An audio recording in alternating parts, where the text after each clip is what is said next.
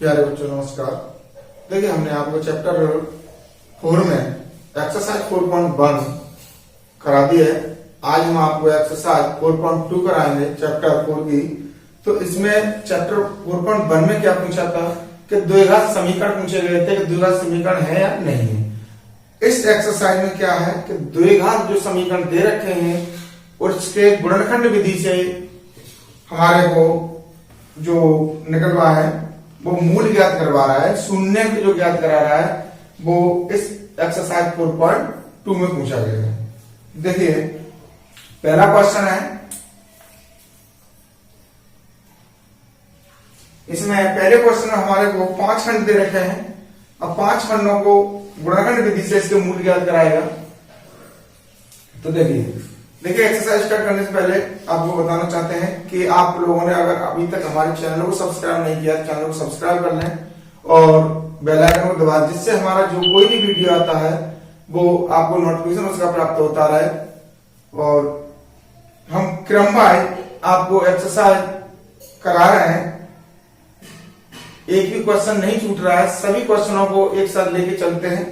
तो देखिए question number 1, पहला क्वेश्चन है क्वेश्चन नंबर 1 का एक्स स्क्वायर माइनस 3x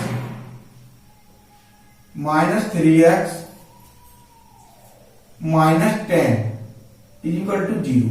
तो देखिए जो हमने पहले आपको क्वेश्चन बताया था, बहुपद बताया था a x square plus B x plus C is equal to 0, ये उसी के रूप का है। अब इसमें होता क्या है, इसके गुणनखंड करते कैसे हैं। तो देखिए जहां एक्स स्क्वायर का जो गुणांक है उसका गुणा अचर पद, यानी जो c दिया होता है, c क्या होता है हमारे पास बहुपद में अचर पद होता है। तो c की जगह पर यहाँ पर क्या है -10 है, तो -10 का गुणा और एक्स स्क्वायर के गुणा का गुणा, जो एक्स स्क्वायर का जो गुणांक होता है वो होता है a और c का गुणा करते हैं हम। देखिए समीकरण है हमारे पास, फिर याद दिला देते हैं a x square plus B x plus C is equal to 0। ये हमारे पास समीकरण था द्विघात बहुपद। अब देखिए इसका गुणांक एक्स स्क्वायर क्या है a और अचर पद क्या है c, तो यहाँ पर a और c का गुणा कर लेते हैं। उसके गुणा करने के बाद ये देखते हैं कि जो बीच का पद होता है जोड़ के या घटा के, अगर ये c प्लस का है तो घट के बीच का आएगा, अगर c माइनस का प्लस का है तो ये जुड़ के आएगा। तो यही चीज देखते हैं। देखिए इसका गुणांक कितना है, एक्स स्क्वायर गुणांक कितना है एक गुणांक 1 है, 1 को हम लिखते नहीं है तो 10 1 10, यानी माइनस का 10 हो गया। अब माइनस का 10 है तो बीच का जो 3x है ये घट करके आएगा, क्योंकि ये जो वाला पद चिन्ह है माइनस का, तो यही दर्शाता है कि बीच का पद किससे आएगा, घट के आएगा या जुड़ के आएगा। अगर यह प्लस होगा तो ये जुड़ के आएगा, अगर यह माइनस होगा तो ये घट के आएगा। देखिए 10 के अगर हम खंड काटते हैं तो 5 दूनी 10 होते हैं। अब 5 में से अगर 3 को हम घटा दें तो कितना बच जाएगा हमारे, सॉरी 5 में से अगर 2 को घटा दें तो कितना बच जाएगा हमारे पास, 3 बच जाएगा। और 5 का 2 का गुणा करें तो कितना हो जाएगा, 10 हो जाएगा।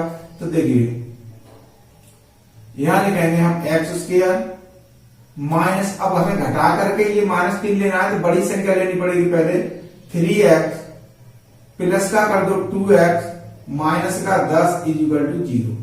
अब देखिए इन दोनों पदों में क्या कॉमन मिल रहा है, x कॉमन मिल रहा है तो x माइनस 5। अब इन दोनों में क्या कॉमन मिल रहा है, प्लस का 2 कॉमन मिल रहा है, तो यहां बचा x, यहां बचा माइनस के 5 इज इक्वल टू 0।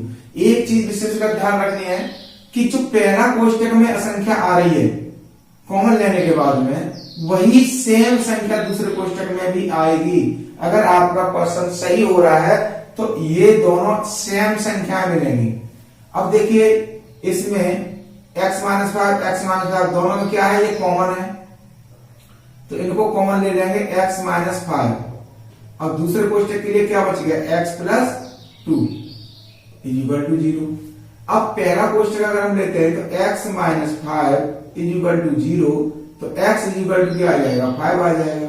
अब इसमें क्या है, x plus 2 is equal to 0, तो x इज इक्वल टू कितना आ जाएगा, माइनस का 2 आ जाएगा, क्योंकि x प्लस का बराबर से उधर जाएगा माइनस का, इसमें माइनस का था उधर गया प्लस का हो गया। तो यही हमारे पास मूल हो गए। अतः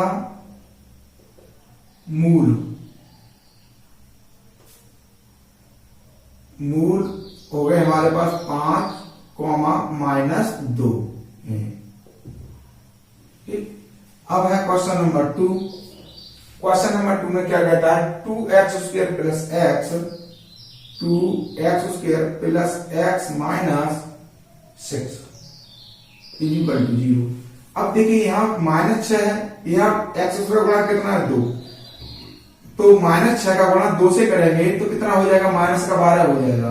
अब -12 है तो ये संख्या घट के आएगी क्योंकि 6 माइनस के हैं। अब ये संख्या घट के आएगी तो देखिए 4 या 12 होते हैं, तो 2x² प्लस का 4x माइनस का 3x। अब 4 में से 3 गए तो कितना बचा 1 बचा। अब 1 बचा तो यहाँ 1x है और गुणा कर दिया तो 12 हो जाएंगे -6 इक्वल टू 0।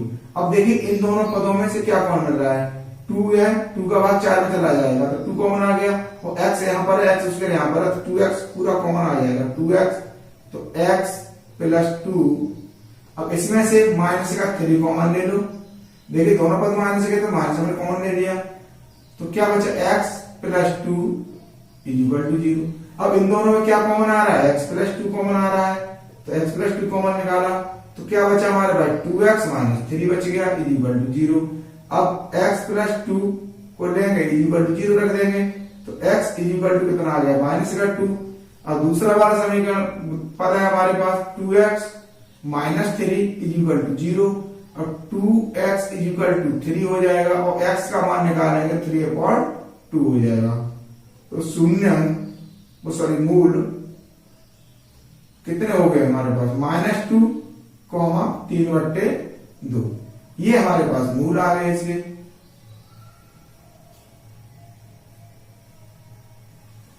अब देखिए तीसरा यह है खंड इसका। तीसरे में क्या कहता है √2x² माइनस के प्लस के 7x और प्लस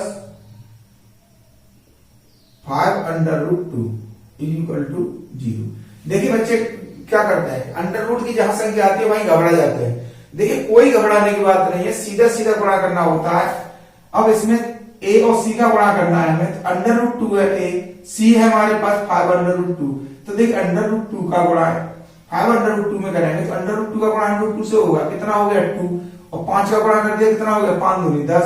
तो सीधा सीधा है हमारे पास 10 बढ़ रहा है और 5 दूनी 10। अब यहाँ प्लस का चिन्ह है √5 किसका प्लस का, तो ये बीच का पद किससे आएगा जुड़ के आएगा। तो देखिए √2x² plus 5x plus 2x plus 5√2 equal to 0। यानी 5 दूनी 10 हो गए, 5 और 2 7 हो गए। अब इसमें से क्या कॉमन मिल रहा है हमें, देखिए यहाँ √ तो कॉमन मिलेगा नहीं क्योंकि यहाँ 5 है। अब यहाँ पर x कॉमन मिल जाएगा, क्या बचा √2x प्लस 5। अब इसमें से हमें कॉमन क्या मिल जाएगा प्लस का, देखिए 2 है यहाँ पर, 2 में से हमें √2 कॉमन मिल जाएगा क्यों √2 गुणा √2 करेंगे तो 2 हो जाएगा। अब यहाँ पर क्या है हमारे पास, तो √2 कॉमन ले लिया, यहाँ क्या बचा x, यहाँ क्या बचेगा हमारे पास प्लस का 5, सॉरी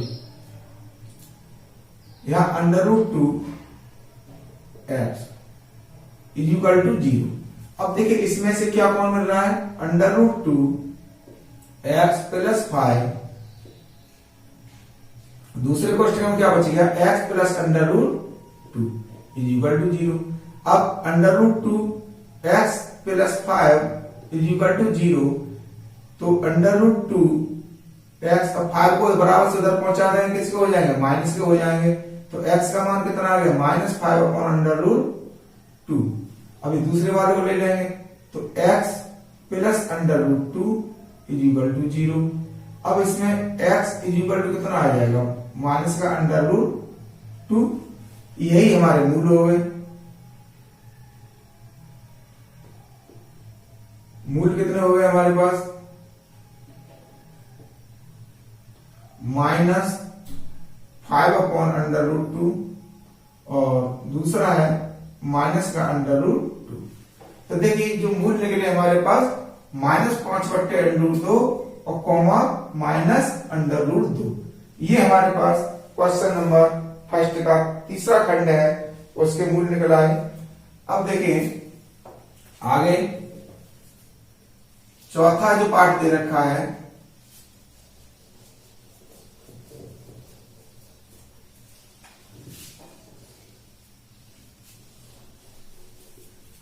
अब चौथा पार्ट क्या है हमारे पास, 2x²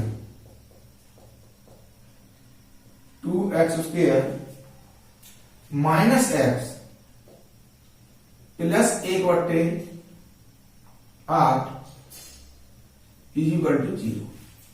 अब देखिए यहां पर 1/8 दे रखा है, क्या करेंगे, इन सभी के नीचे एक एक मान के इसका एलसीएम ले लेंगे हम। एलसीएम हो जाएगा हमारे पास 8, तो 1 का भाग 8 में देंगे, 8 बच जाएगा। 8 का गुणा ऊपर करेंगे, कितना हो जाएगा 16 x² माइनस, अब 1 का भाग 8 में दिया, 8 बार गया, 8 का गुणा x में करेंगे तो 8x हो जाएगा ये, प्लस 8 का भाग 8 में दिया, कितने बार गया, 1 बार, 1 का गुणा 1 में करेंगे कितना हो गया 1 इक्वल टू 0। अब जो लासा जो है, लासा को 0 में गुणा कर देंगे तो 0 बन जाएगा। 16x² minus 8x plus 1 equal to 0। अब देखिए 16 का गुणा 1 से करेंगे, 16 1 16 हो गए। अब यहाँ 1 प्लस का है, तो यानी प्लस की संख्या आ रही है, तो ये किसकी आएगी, जुड़ के आएगी। तो देखिए 4 4 16 होते हैं, 4 और 4 8 होते हैं, तो 16x² minus 4x minus 4x plus 1 equal to 0।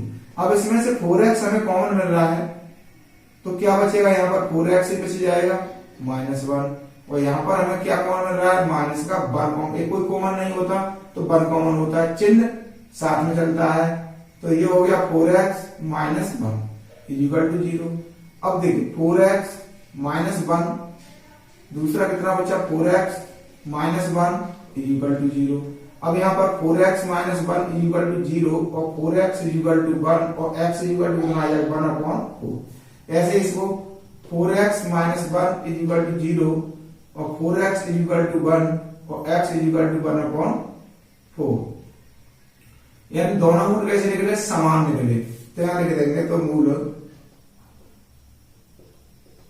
1/4 1/4 है, ठीक है।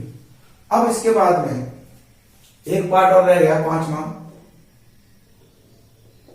पांचवें पार्ट को देखते हैं। 100x² minus 20x plus 1 equal to 0। अब देखिए इसमें क्या करता है, 100 1 100 प्लस का हो रहा है, तो ये संख्या जुड़ के आएगी। तो अब 20 को हमें 100 के ऐसे फैक्टर करने हैं कि जुड़ जाए तो 20 हो जाए और गुणा कर दें तो 100 हो जाए। तो देखिए 10 100 होते हैं, तो 10x², सॉरी इसे तो 100x² माइनस 10x और माइनस के 10x प्लस 1 इक्वल टू 0।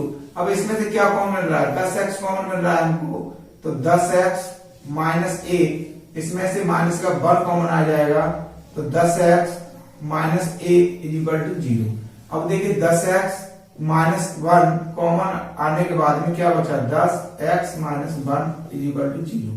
अब सेम जो अभी हमने क्वेश्चन किया वैसे ही बन गया, 10x माइनस 1 इक्वल टू 0, तो 10x इक्वल टू 1, तो x इक्वल टू कितना आ गया 1/10। ऐसे दूसरा वाला 10x minus 1 equal to 0, 10x equal to 1 और x इक्वल टू 1/10। तो मूल कितने हो गए, 1/10 कॉमा 1/10। ये दो मूल हमारे पास निकला है। अब देखिए, अब इसमें जो नेक्स्ट क्वेश्चन है, क्वेश्चन नंबर 2, वो कहता है उदाहरण 1 में दी गई समस्याओं को हल कीजिए। तो इस क्वेश्चन को हम छोड़ देते हैं, ये उदाहरण से बनवा रहा है। अब क्वेश्चन नंबर 3 कराते हैं हम यहां से।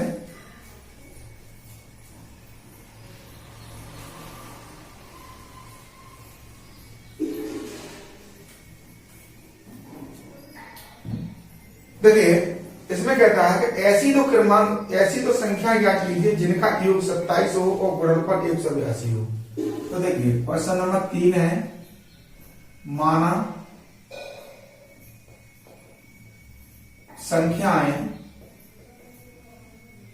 x और y हैं, ठीक है। अब क्या दे रखा है हमारे को, दिया है दोनों संख्याओं का योग इक्वल टू 27 और गुणनफल 182, ठीक है। तो प्रश्नानुसार कर देंगे यहाँ। तो प्रश्नानुसार करेंगे तो x plus Y equal to 27। अब यहां से अगर हम y का मान निकाल लेते हैं 27 माइनस एक्स हो जाएगा, ठीक। अब सेकंड में क्या कहता है, इनका गुणनफल कितना दे रखा है 182, ठीक है। तो y का मान रख दो, रखने पर अब x कोष्टक में 27 minus x equal to 182, x का गुणा करेंगे 27x minus x square equal to 182। अब इन सभी को पलटा पहुंचा देंगे बराबर से उधर, तो एक्स स्क्वायर माइनस के 27x प्लस 182 इक्वल टू 0। इधर क्या बचा हमारे पास 0। अब देखिए 182, अब ये 182 प्लस का है, तो ये संख्या कैसे आएगी, जुड़ के आएगी।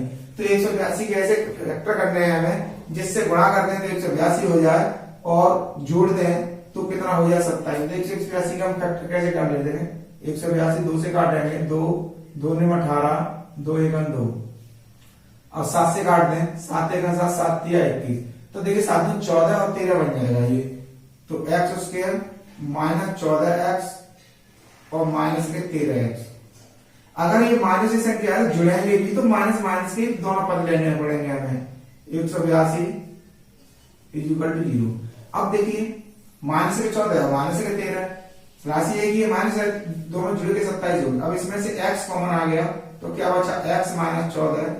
अब इधर क्या आ गया, माइनस का 13 कॉमन आ गया तो कितना हो गया x माइनस 14 इक्वल टू 0। तो x माइनस 14 कॉमन लेने के बाद क्या बचा हमारे पास, x माइनस 13 बच गया, क्यों x इसमें बचा 13 इसमें बचा, इक्वल टू क्या आ जाएगा 0। अब x माइनस 14 इक्वल टू 0, तो x इक्वल टू कितना आ गया 14।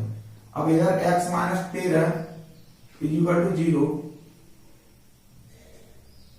तो x इक्वल टू 13। तो संख्या कितनी हो गई, तो संख्याएं 14 और 13 होंगी। ये हमारे पास इसका क्वेश्चन नंबर 3 का हल था। अब एक क्वेश्चन नंबर 4 में क्या कहता है,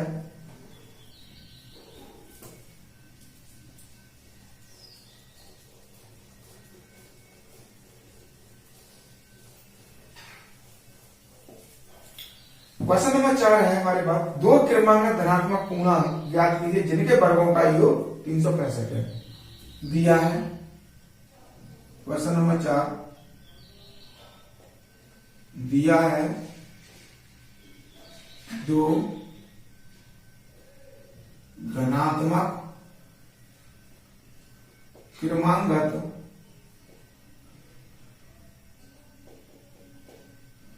पूर्णांकों के वर्गों का योग कितना है 365 है, 365 है। तो देखिए माना दो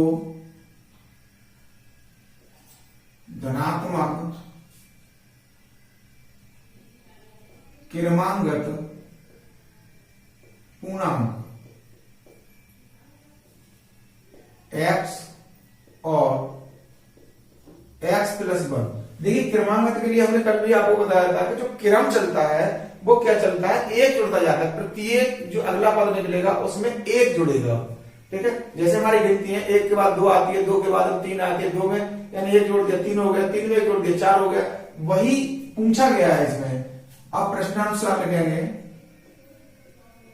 प्रश्नानुसार तो देखिए एक्स स्क्वायर प्लस पहले का वर्ग किया प्लस दूसरे का वर्ग किया, एक्स प्लस वन का स्क्वायर कर दिया, इक्वल टू कितना है हमारे पास 365 है ना, तो 365 रख दिया। तो देखिए एक्स स्क्वायर, अब इसका ए प्लस बी का होल स्क्वायर बोल देंगे, तो एक्स स्क्वायर प्लस वन का स्क्वायर, चलो वन का स्क्वायर वन ही होता है, प्लस टू ए की जगह आ जाएगा एक्स, वन की और बी की जगह वन, वन का गुणा करेंगे इतना ही रहेगा, इक्वल टू 365। तो ये कितना बना 2x स्क्वायर बच गया हमारे पास, प्लस का 2x और वन को उधर पहुंचा दो बराबर 365 माइनस वन। तो देखिए 2 इसमें से हम कॉमन मिल जाएगा, तो क्या बचेगा x square plus x equal to 364 और x square plus x equal to 364 बट्टे दो, दो एकम दो, दो अट्ठे 16, ठीक, अब दो दूनी 4, इससे ये क्या होगा कट जाएगा, तो क्या होगा x square plus x equal to 182। अब इधर क्या है x square plus x minus 182 equal to 0। अब देखिए अभी हमने 182 वाला किया था, क्या बना था 13 और 14 बना था। अब यहाँ पर क्या है हमारे पास माइनस है, तो माइनस है तो ये घट के आएगा, 14 में से एक कम कर देंगे तो क्या हो जाएगा, 14 में से 13 कम कर देंगे एक बच जाएगा, तो वही करेंगे एक्स स्क्वायर प्लस का 14 ले लो, क्यों प्लस की संख्या बचानी है, minus 13x minus 182 equal to 0। अब इसमें क्या है हमारे पास x कॉमन आ जाएगा, तो x प्लस 14 माइनस 13 कॉमन ले लो, अब x प्लस 14 बचेगा इक्वल टू 0। अब इसमें से x प्लस 14 कॉमन लेने के बाद में क्या बचा हमारे पास x माइनस 13 बच गया इक्वल टू 0।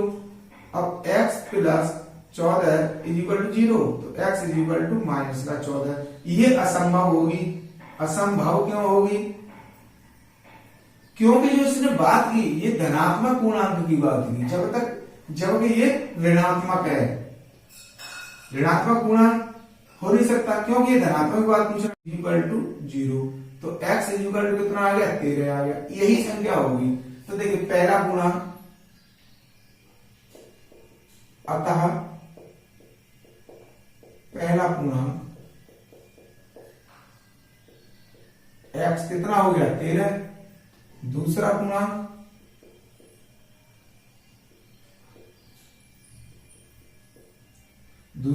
कितना हो जाएगा x प्लस 1, यानी एक जोड़ देंगे इसमें, तो 13 प्लस 1 इक्वल टू कितना हो गया हमारे पास 14। ये दो पूर्णांक हमारे पास निकल आए। अब है इसके बाद क्वेश्चन नंबर 5।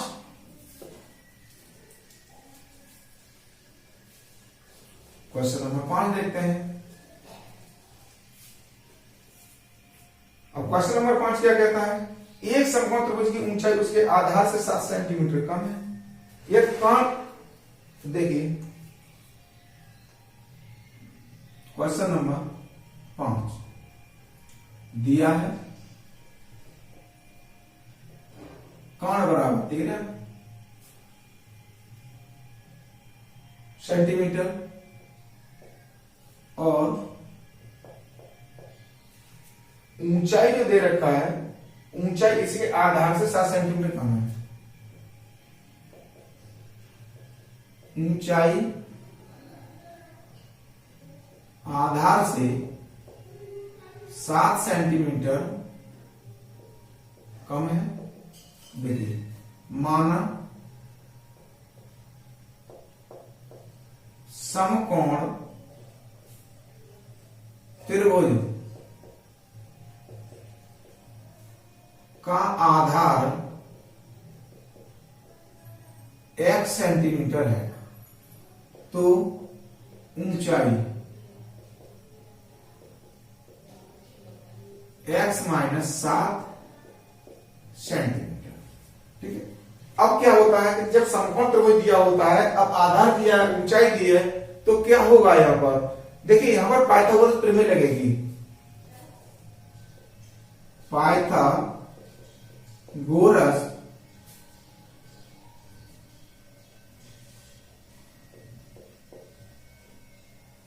प्रमेय से, तो पाइथागोरस प्रमेय क्या होती है? लंब का वर्ग, लंब क्या है? ऊंचाई है, लंब का वर्ग प्लस आधार का वर्ग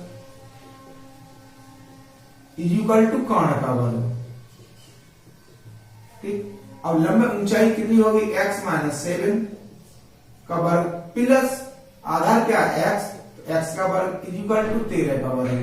क्यों? कर्ण कितना दे रखा है हमारे को? 13 दे रखा है। अब इसको खोल देंगे, अब इसमें a माइनस b का परिमाण रहेगा। तो देखिए x square plus 7 7 49 minus 2 into x into 7 into A भी हो गया plus x square equal to 13 का वर्ग कितना होता है? 169 होता है।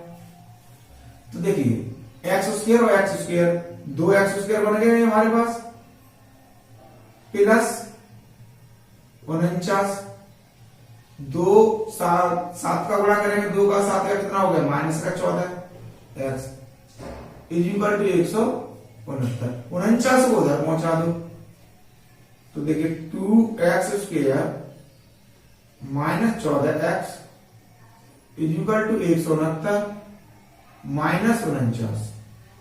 जी प्लस के 49 उधर जाके किसके हो गए? माइनस के हो गए। 2 इसमें से कॉमन ले लेंगे, तो क्या बचेगा? X square minus 7x equal to, अब 169 में से 49 कम करेंगे तो देखिए 0, 6 में तो 4 गए, 2 1। अब x square minus 7x equal to 120 बट्टे 2, 2 से इसे काटेंगे 60 बार कट जाएगा।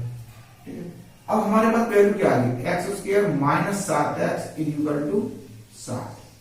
अब ये क्या बना? 60 को उधर लेके आएंगे तो x square minus 7x minus 60 equal to 0। ये हमारे पास द्विघाती बहुपद बन गया, और द्विघाती बहुपद बन गया तो इसके फैक्टर कर देंगे। तो देखिए एक्स स्क्वायर माइनस का 7x माइनस का 60 इक्वल टू 0। अब देखिए 60 का और एक्स स्क्वायर साथ में गुणा क्या है हमारे पास? 1 है। 60 का और 1 का गुणा करेंगे कितना हो जाएगा? 60।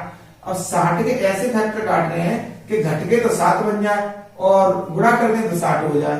तो देखिए 12 पंजे 60 होते हैं, और 12 में 5 जाएंगे तो 7 बचेंगे। तो एक्स स्क्वायर माइनस का जो संख्या में बचानी होती है वही उसी चिन्ह की लेते हैं। तो 12x प्लस का 5x माइनस 60 इक्वल टू 0। अब देखिए इसमें से x कॉमन आ जाएगा, तो x माइनस 12 प्लस का इसमें से 5 कॉमन आ जाएगा, तो x माइनस 12 इक्वल टू 0। अब x माइनस 12 कॉमन लेने के बाद में हमारे पास बचेगा क्या? x minus 5 equal to 0। तो x माइनस 12 इक्वल टू 0, तो x इक्वल टू कितना आ गया? 12 आ गया। ये प्लस का आ गया। तो देख अब इसमें x प्लस 5 इक्वल टू 0, तो x इक्वल टू माइनस का 5, जो कि कैसा होगा? असंभव होगा। क्यों? इसमें पूछा गया है कि ऊंचाई जो है x के आधार माइनस में नहीं हो सकता, यानी जो दूरी दे रखी है माइनस में नहीं होगी। अब आधार कितना आ गया? देखिए अतः त्रिभुज का आधार x इक्वल टू कितना आ गया? 12 सेंटीमीटर आ गया, और ऊंचाई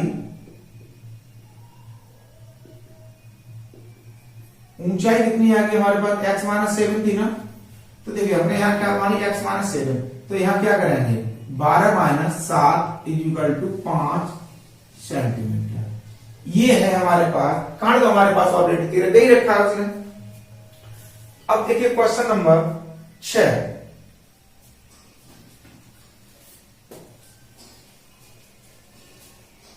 क्वेश्चन नंबर 6 क्या कहता है? अब इसको 5 हमारे क्वेश्चन पूरे हो गए कंप्लीट। यानी एक्सरसाइज बिल्कुल कंप्लीट करा देंगे। तो देखिए अब इसमें कहता है, क्वेश्चन नंबर 6 में कहता है कि यदि कुटीर उद्योग एक दिन में कुछ बर्तनों का निर्माण करता है, क्या करता है? कुछ बर्तनों का निर्माण करता है।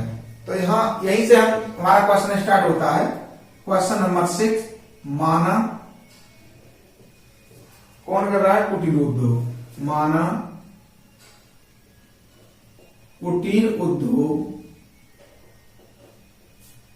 एक दिन में एक्स बर्तनों का निर्माण करता है। निर्माण करने का संबंध है बनाता है।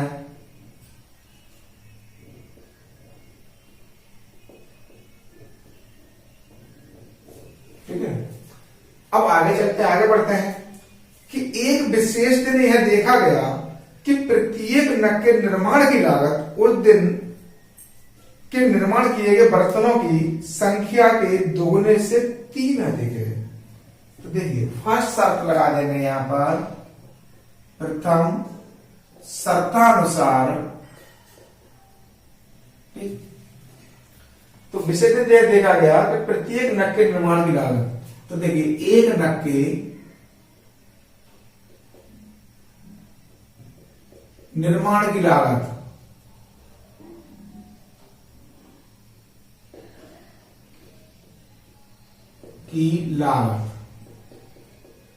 अब क्या कहा इसने? निर्माण की लागत उस दिन के निर्माण किए गए बर्तनों की संख्या के दोगुने से 3 अधिक है। तो देखिए 2x + 3 इतना है हमारे किया एक नग के निर्माण की लागत, क्योंकि एक दिन में हमने x बर्तनों का निर्माण किया। अब इसने कहा कि जिस एक दिन जो बर्तन निर्माण किए जा रहे हैं उसके दूने से 3 अधिक है। रुपयों में है ये, रुपए। अब कहता है कि उस दिन की कुल लागत दिया है, कुल लागत दिया है, कुल लागत 90 रुपए। ठीक है, अब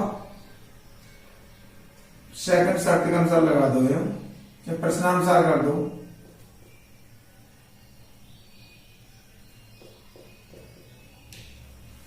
अब देखिए बर्तन हमारे पास कितने हैं? x। अब जो लागत है तो बर्तनों की संख्या और एक बर्तन की लागत का गुणा जो करेंगे तभी तो हमारे पास कुल लागत आएगी। तो देखिए x × 2x + 3 = 90, यानी बर्तनों की संख्या का और एक बर्तन की लागत का गुणा कर दिया तो जितने हमारे पास बर्तन हैं उन सभी की लागत निकल आएगी, जो कितनी है हमारे पास 90। इसका इसमें गुणा करेंगे 2x² + 3x = 90। अब देखिए 2x² + 3x - 90 = 0। अब देखिए 90 का और 2 का गुणा करेंगे कितना हो गया? 1 से 80 हो गया। अब 1 से 80 के हम क्या करेंगे? फैक्टर काट देंगे। 2 से काटे 90, फिर 2 से काटे 45। अब ये कैसे कटेगा? 3 से कट जाएगा 15 बार। तो देखिए 3 दूनी 6, 6 दूनी 12, 12 15 का गुणा करते हैं तो हमारा कितना आता है? 180 आता है। और अगर हम 15 में से 12 कम कर देते हैं तो कितना बच जाता है हमारे पास? 3 बच जाता है। तो देखिए x² 2x² प्लस के, अब बचाना क्या है? प्लस का बचाना तो बड़ी संख्या प्लस की लेनी पड़ेगी 15x, माइनस के 12x और माइनस 90 = 0। अब देखिए इन दोनों में क्या चीज कॉमन आ रही है? 2 और 15 में से तो कोई कॉमन नहीं आ सकता, इसलिए क्या कॉमन आएगा हमारे पास? x। तो 2x + 15 माइनस इसमें से क्या कॉमन आ जाएगा हमारे पास भाई? इसमें से हमारे पास 6 कॉमन आ जाएगा माइनस का। तो देखिए यहां पर क्या बचा हमारे पास? 6 दूनी 12, 2x माइनस की जगह हो जाएगा प्लस। अब 6 का भाग देंगे 90 में तो 6 एकम 6 बचे 3 और 6 पंजे 30 है, 15 बार चला गया इक्वल टू 0। अब देखिए जो ये कोष्टक था यही कोष्टक ये बना, हमने क्या कहा था जो पहला वाला बनेगा वही दूसरा वाला बनेगा, तो सेम बने हुए हैं। तो 2x प्लस 15 कॉमन ले लिया, तो x माइनस 6 जो हमारे पास बचा दूसरा वाला इक्वल टू 0। अब 2x प्लस 15 इक्वल टू 0 और 2x इक्वल टू माइनस 15।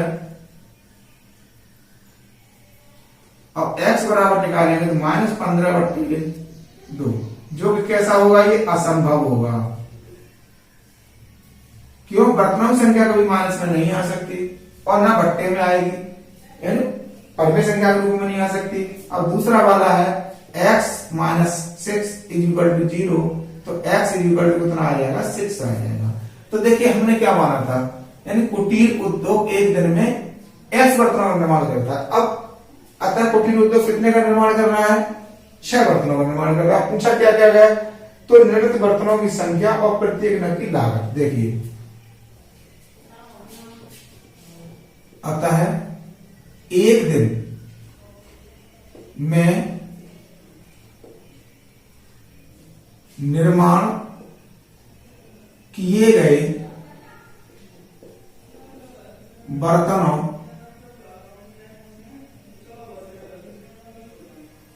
की संख्या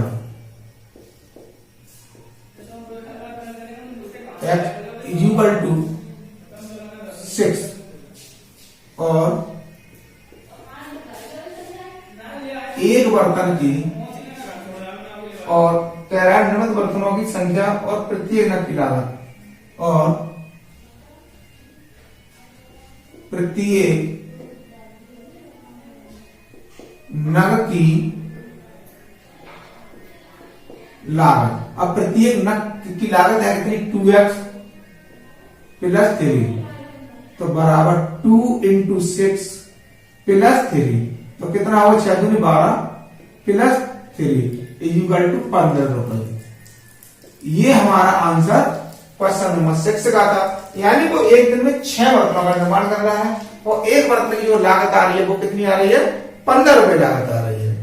तो ये हमारे पास एक्सरसाइज 4.2 थी, तो 4.2 हमने आपको कंप्लीट करा दी।